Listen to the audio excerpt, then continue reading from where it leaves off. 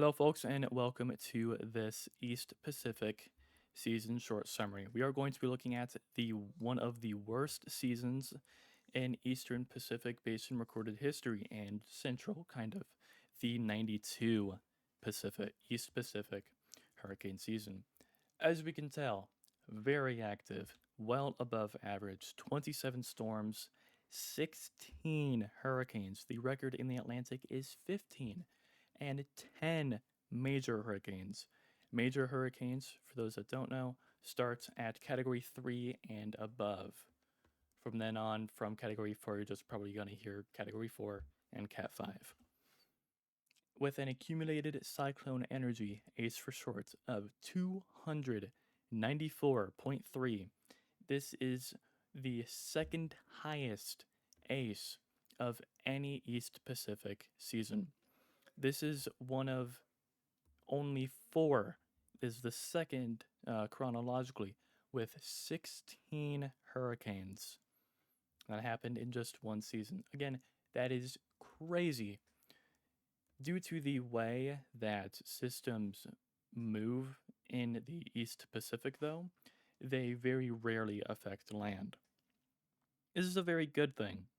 As you can see, they start from the right side of this image here, move towards the left. So they move they move east to west.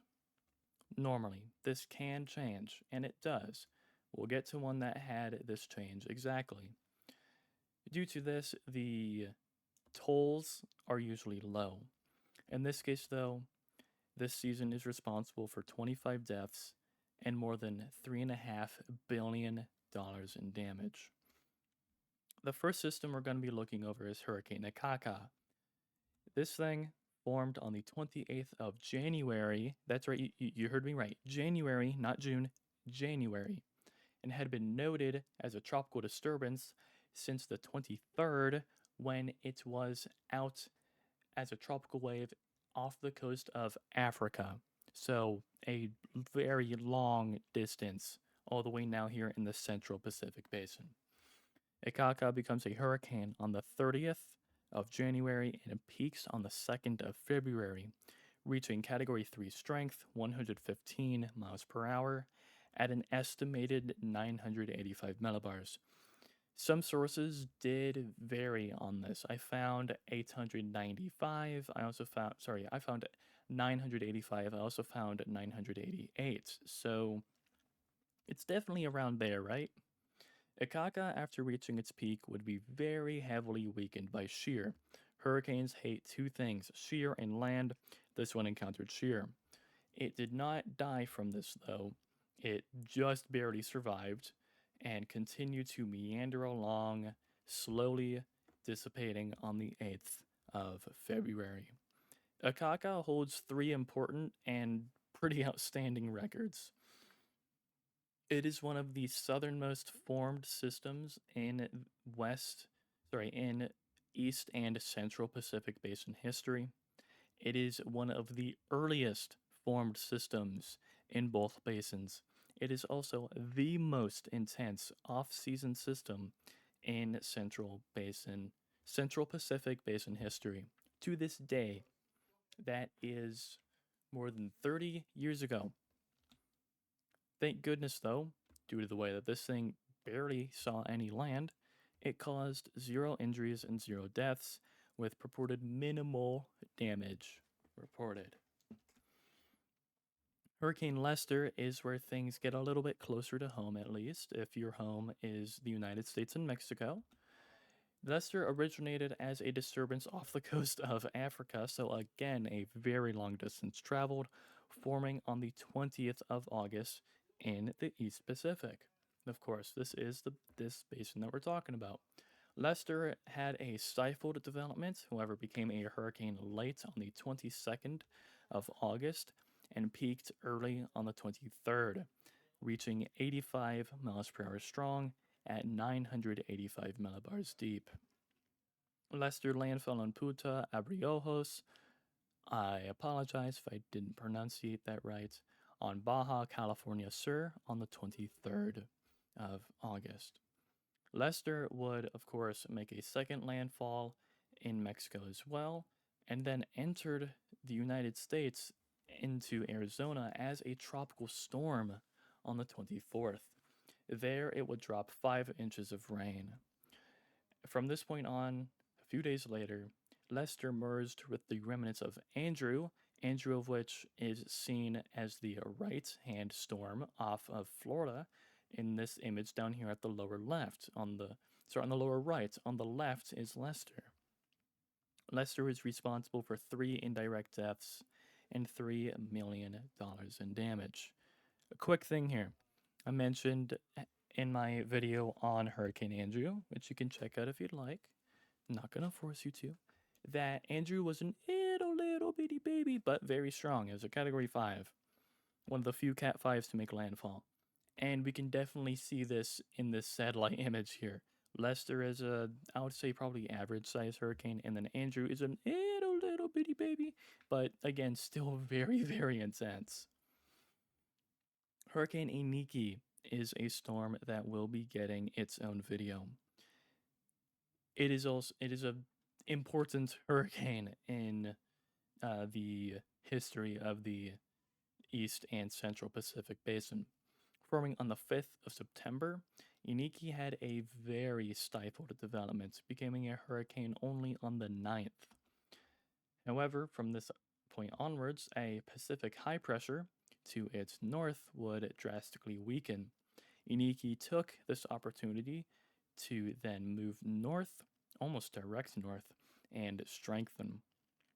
Iniki peaks on the 11th, reaching 145 miles per hour, Category 4, and 938 millibars deep. At the time, this was the deepest pressure seen in a central Pacific hurricane. Iniki landfall on Kauai at 140 miles per hour strong, causing a storm surge of anywhere from 13 to 20 feet tall. I am on the second floor of my house right now, and I think I'm like 12 or 13 feet high up at the moment. That is scary. That's a lot of water. That's a lot. Iniki would destroy more than 1,400 homes and damage 5,000 more.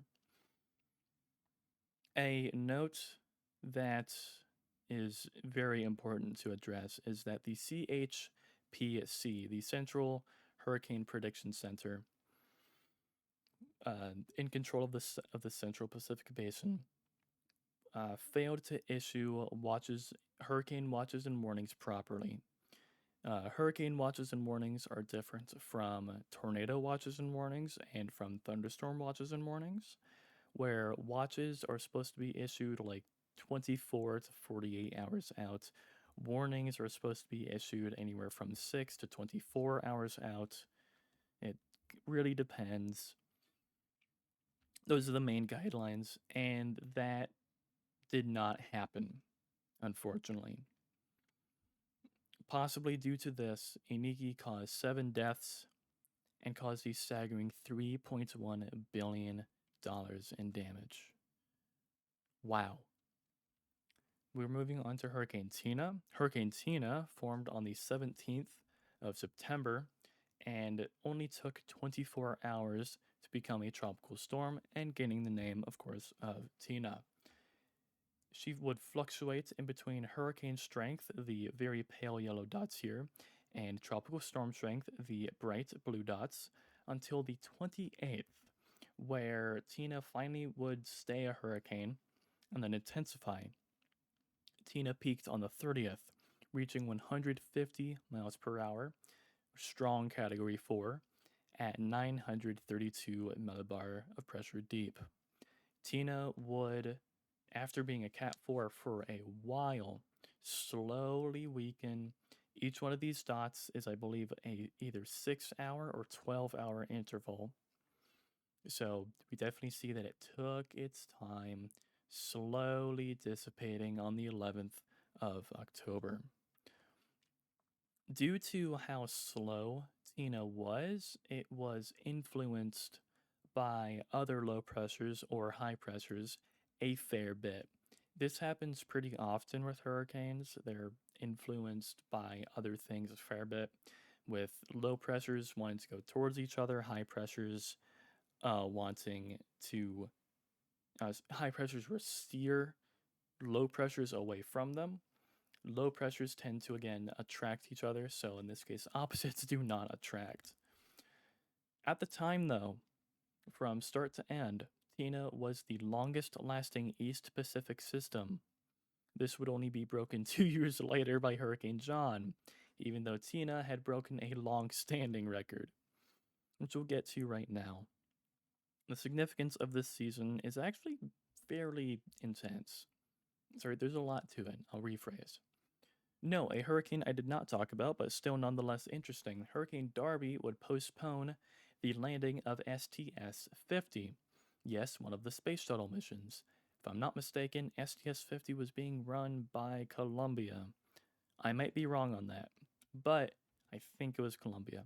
Once again, Akaka's records are important to note. One of the southernmost formed storms, one of the earliest, and still to this day, the most intense off season storm. That is crazy. Lester is the first East Pacific system to go into the US since 1967's Katrina. That also happened in the East Pacific, of course. Yes, there are other storms named Katrina besides the one that happened in 2005. A name will keep on being used, granted, at I believe it depends on the basin, like 5, 6, or 8 year intervals. Like they have set name lists, and those name lists will change if a name is retired. They'll just replace it with something else. Also, Tina surpassed Typhoon Rita's 1972 record for longevity. So it took 20 years for Tina to come along and beat Rita's record. It took 2 for John to beat Tina. Also, lastly here, this season has the second highest ace of any East Pacific season on record. The highest, if I'm not mistaken, goes to 2018 at 318 points of ace, which is a lot. Granted, this one is a lot too. 294.3 is a lot as well. This is well above the average, well more than double, a little bit more than double the average for, say, the Atlantic basin, by the way. Its average ace is around 103. So for this to have such a high ace would be extreme in the Atlantic, and this is just pretty above average in the East Pacific, and this is still above average in the West Pacific. With that being said, folks, that is all that I have for the 1992 East Pacific hurricane season. I hope that you all learned something from this video. I certainly did while researching. I hope to see you all in the next one. Thank you all so much for watching.